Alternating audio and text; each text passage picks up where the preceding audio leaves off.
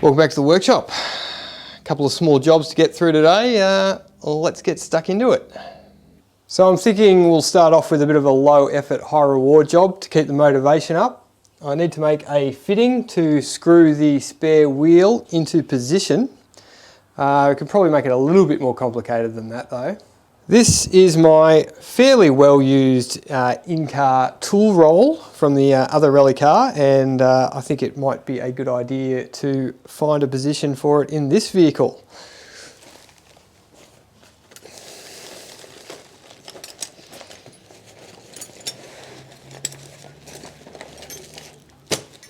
I'm thinking that's a fairly convenient location for the tool roll. Which is good because it's pretty much the only space I've got left for anything under here.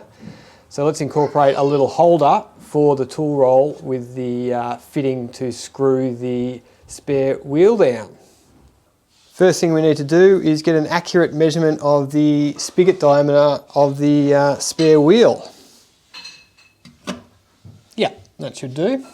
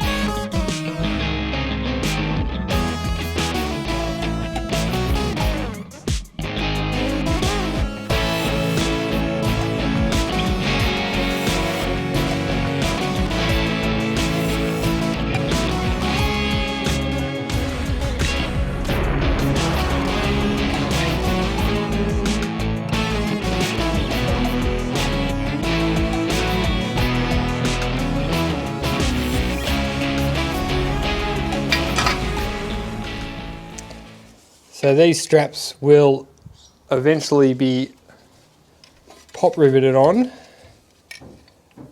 So those little tags are made up, but I think I'll get this whole thing powder coated, so I don't want to assemble it just yet. But I think you get the idea.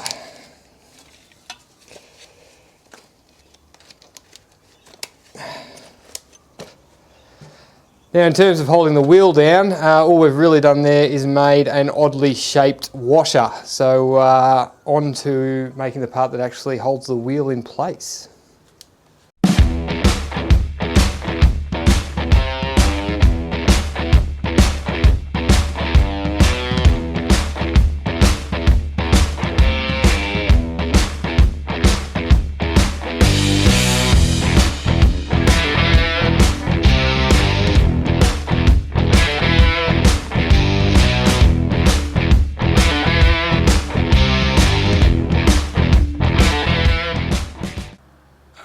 may have gone slightly overboard. So this will eventually get Loctited on, but as I said, I think I'll get all this stuff powder coated.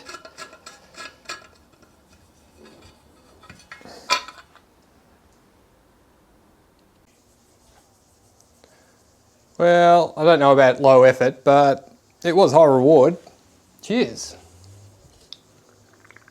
Right, back to the important stuff.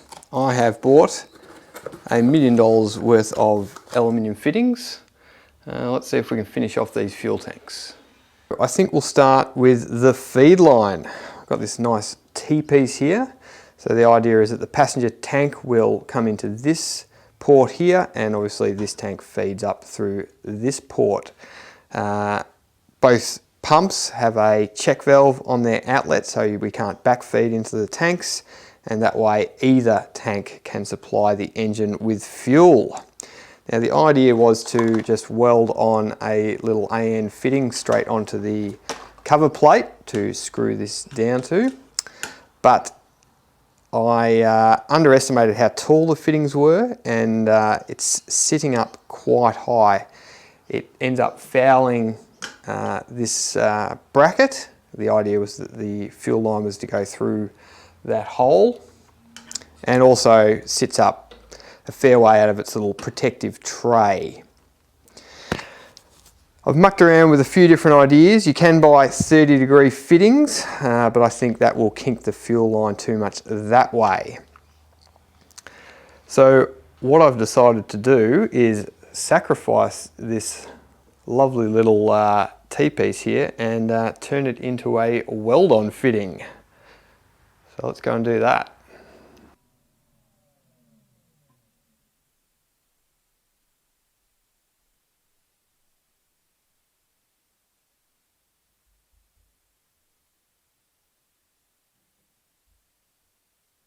So on the return, I just need a 90, not a T. So I'm going to make a low profile 90 degree out of this little bit of tube. I've already machined a barbed end on it for the to help the hose clamp out. And now I just want to put a 90 degree bend in the tube.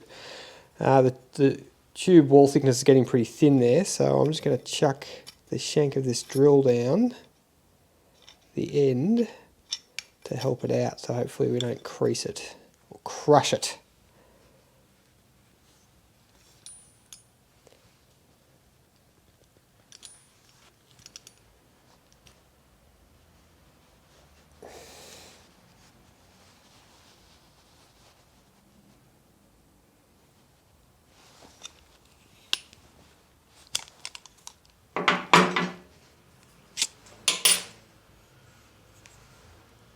We have our converted T-piece to weld on for the feed.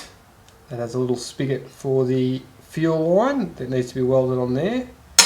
We have our low profile 90 degree with the AN fitting for the return, which also requires welding. And this is a little U fitting that I need for the fuel filter, from an AN6 to a M14 by 1.5. I think I can start welding.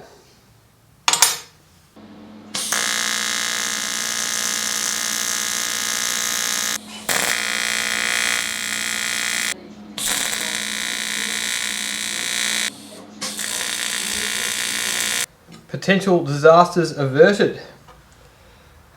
Welding thin tube LE is always a bit of a risk. It's pretty bloody dangerous work. Time to drill some holes in our nice top plates, I think.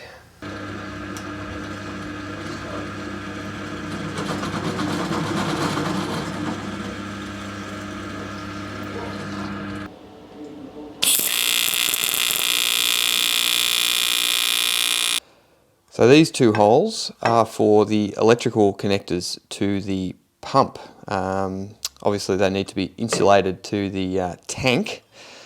I had bought some fuel stable plastic to machine some bulkhead fittings out of, but I folded and just bought some off the shelf ones. And I'm glad I did too, because they're actually pretty nicely made. I've got a through stud and these two plastic fittings to insulate to the metal bulkhead that are threaded and have a nice little O-ring in there. So we'll install those. So with those bulkhead electrical fittings installed, that marks the completion of the top plate, as long as nothing leaks. So I think we better check that. I've got a cubic arse load of fittings here, including a whole bunch of those little hydraulic sealing washers. Going to install these into the top of the tank, bolt it all together, and we'll do a quick pressure test. So, sealing washer, bolt, and then I just spend the rest of my life screwing these from the inside of the tank. If I can get it in the hole.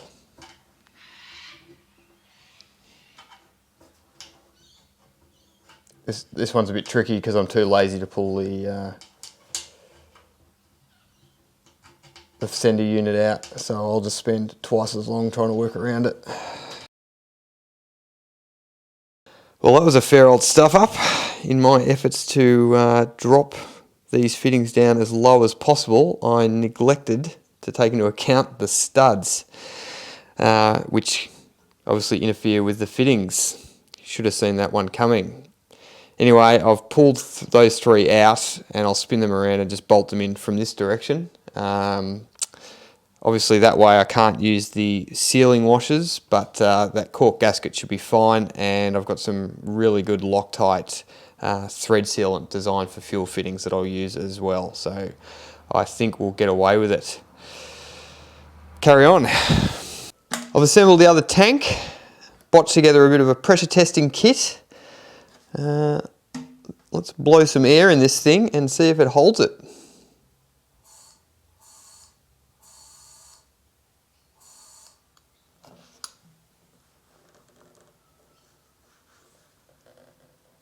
I did say I'd botched this together.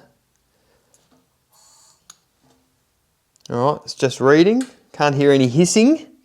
It's a very good sign. So we'll just leave that sit there for a while and see if it drops down in pressure. So I've let that sit there for about 5 minutes. We're still reading some pressure. I think we can call that tank good. And just to prove there is actually pressure in there. There we go. Now I have already checked this tank, and it's 2 for 2. Both tanks appear to be completely sealed. That is great news. I know I've said it before, but this time I mean it. The tanks are finished and looking pretty sweet. Very happy with how they've both come out. Next video, I need to tackle a component of the car that I totally forgot doesn't fit. But until then, thanks for watching.